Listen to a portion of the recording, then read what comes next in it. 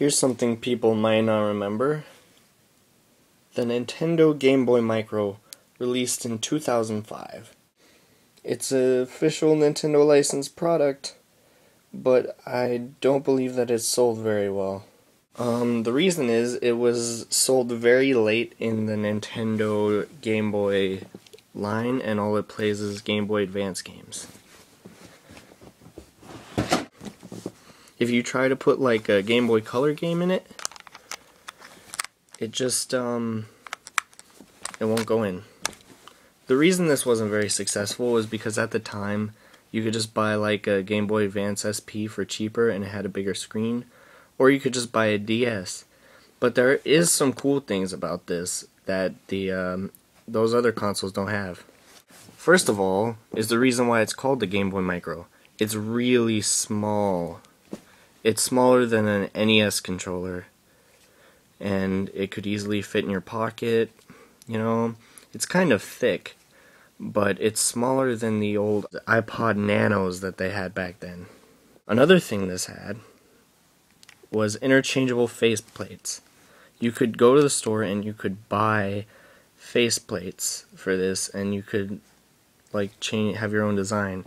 It came with like 3. It was in really nice packaging, and it came with like 3 faceplates. I liked the camouflage one back then, and I lost the other ones.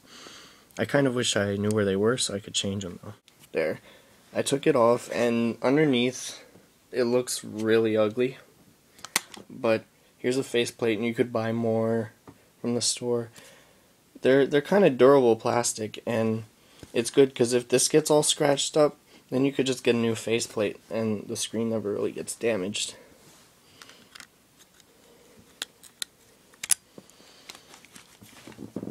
It has a really, really modern design.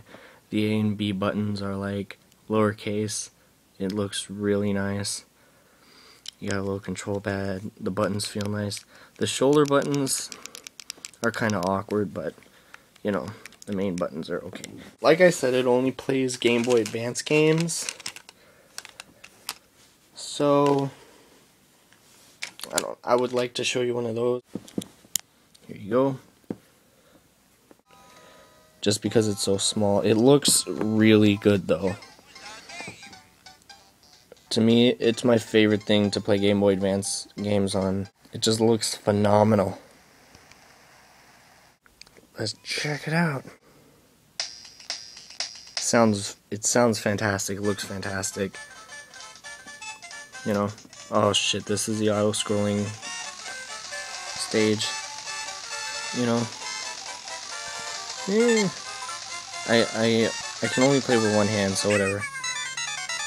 It's really good. It feels really solid. If you just want to play Game Boy Advance games, this is probably like this, or this, or this, or this, or this, or this, or this. This is probably the best platform to play it on. One of the bad things about this is, obviously it has an internal battery, like all the later models, and it has its own power charger thing. And earlier versions of the DS Lite had the same power charger, but later versions had a different version. So it's really kind of hard to find like power chargers that fit this. Another thing is, the link cable fits in the same place as the power charger. So if you wanted to link up and battle people on Pokemon or something, basically you have to buy something that converts this to this, in order to link up with other games. And that these days that's probably really rare, since hardly anybody bought this. And of the people who did buy it, not all of them wanted to spend more money buying another link cable. But if you just want to play like Game Boy Advance games by yourself, this is a really great option, especially because the DSi and stuff does not play Game Boy Advance games anymore. So if you were thinking of like getting a 3DS or a DSi, but you're gonna miss all these, You could, I guess, find one of these on eBay, but remember, it will not be able to play this Game Boy Color and older Game Boy games and stuff. Also, one more thing I forgot to point out.